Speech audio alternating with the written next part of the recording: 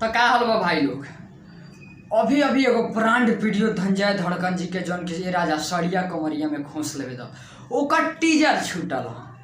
तो भाई लोग तो सबसे पहले आज बात करे वाला बानी धनंजय भाई के वीडियो के लेके ये राजा सड़िया कमरिया में खोस लेवे दो बहुत ही जल्द हम कहत रहनी है कि आप लोग के बीच वीडियो आई। फाइनली ओकर डेट क्लियर कर देहल गईल बा और वो वीडियो कल सुबह मिले वाला बा 6 बजे। तो भाई ये गाना के पूरा फुल डिटेल के बारे में आज हम बात करे वाला बानी आप लोग से।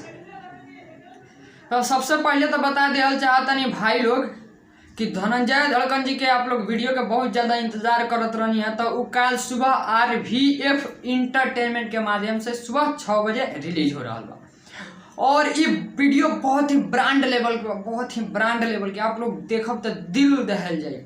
और देखिए यहाँ वीडियो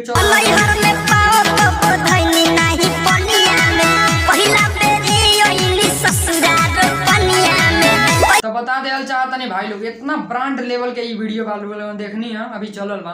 तो हम बतावल चाहतनी कि बहुत ही ब्रांड लेवल के ये वीडियो बा, बहुत ही ब्रांड लेवल के भाई लोगों को बात बतावल चाहतनी। आप लोग कमेंट बॉक्स में कमेंट करके जरूर बताएं अगर अच्छा लगी तो। हम बतावल चाहतनी आप लोग दिल से भाई लोग जरूर हमके बताएं भैया प्लीज।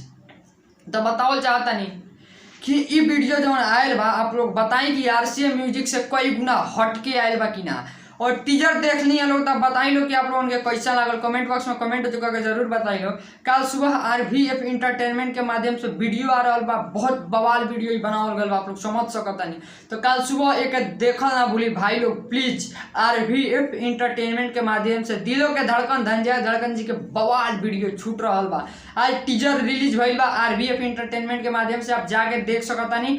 और प्यार और आशीर्वाद आप लोगों को चैनल के दी। और कल सुबह RVF इंटरटेनमेंट के माध्यम से ये राजा सड़िया कमरिया में खोस लेवे दो का वीडियो सॉन्ग बहुत ही ब्रांड क्वालिटी के साथ खेसारी लाल यादव वो वीडियो के सामने फेल बारे। तो आप लोग समझ सकता नहीं कि वो वीडियो कैसन हुई। तो हम आप लोग से चाहे कि खूब ज़्यादा से ज़्यादा वो गाना के जाके प्यार दी लो। वीडियो कल सुबह 6 बजे राइट आ रहा बा RVF इंटरटेनमेंट के माध्यम से। तो हम विक्की सिंह BS रिकॉर्ड भोजपुरी से तब फिर मिला था नहीं नया अपडेट के साथ। तब तक के लिए जय हिंद। आप लोग प्यार आशीर्वाद बनाए रहिए भाइयों। भोजपुरी की खबरें जानने के लिए सब्सक्राइब कर लीजिए BS रिकॉर्ड भोजपुरी न्यूज को।